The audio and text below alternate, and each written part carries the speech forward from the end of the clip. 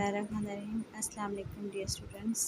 आज हमने एक्सरसाइज 2.2 का क्वेश्चन नंबर 2 करना है। Express each of the following in exponential form. ठीक है, ये देखें, ये हमारे पास जो हमने क्वेश्चन 1 किया था उसमें हमारे पास एक्सपोनेंशियल फॉर्म दी हुई थी और हम किस में लॉगरिथमिक फॉर्म में गए थे। ठीक है, log a x is equal to y, और अब हमने एक्सपोनेंशियल फॉर्म में आना है, यानी b y is equal to x. ठीक है, तो बी इसमें क्या होगी, बेस, एक्स क्या होगा, रिज़ल्ट, और वाई क्या होगा, एक्सपोनेंट। ठीक है, तो आपने इस फॉर्म में लिखना है, आपको लॉगरिथमिक फॉर्म में दिया हुआ है और आपने इसको एक्सपोनेंशियल फॉर्म में लिखना है। ठीक है, तो ये बहुत इजी है और इसका ये एक मेथड ये भी है कि आप उसी वक्त चेक कर सकते हैं कि आपने सही लिखा है या नहीं। ठीक है, पहला है log 5 125 is equal to 3, it's exponential form is.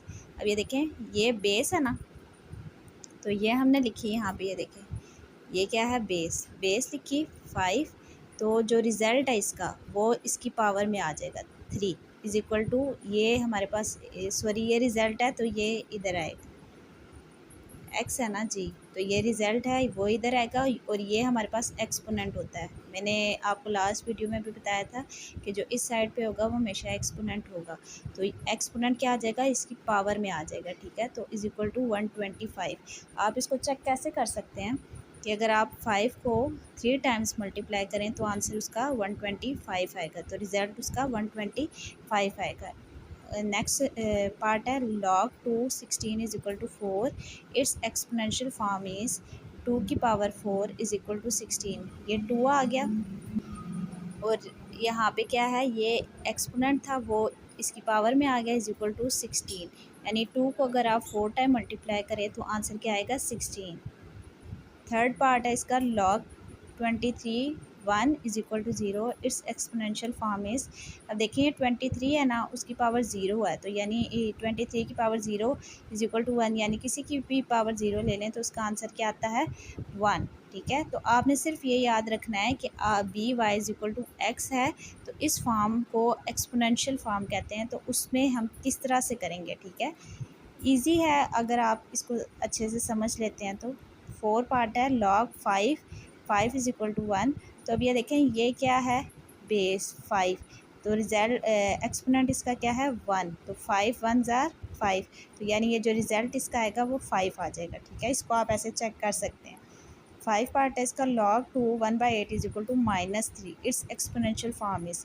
अब देखिए यहाँ पे 2 है, ये वाला हम इधर लिखेंगे, एक्सपोनेंट इसका -3 इज इक्वल टू 1/8।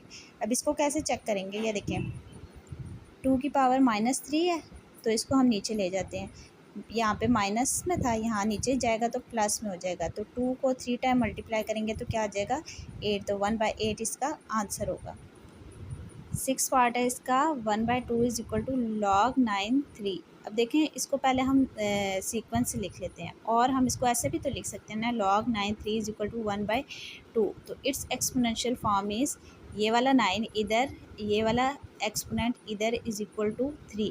तो अब ये देखें 3 है ना, यहाँ पे 9 था तो 3 3 ज़ा 9 होता है, तो 3 की पावर क्या आ जाएगी, 2, और बाहर भी तो ये एक्सपोनेंट में 1/2 है, तो ये 2 से कैंसिल हो जाएगा, तो क्या आंसर आ जाएगा, 3। तो ये देखें 9 की पावर 1/2 थी, तो इसका आंसर क्या आ गया, 3। 7 क्वेश्चन है 5 इज इक्वल टू log 10, और आगे क्या है 1 0 0 0 0 0, यानी आगे कितने आ जाते हैं, 5 0 आ जाते हैं।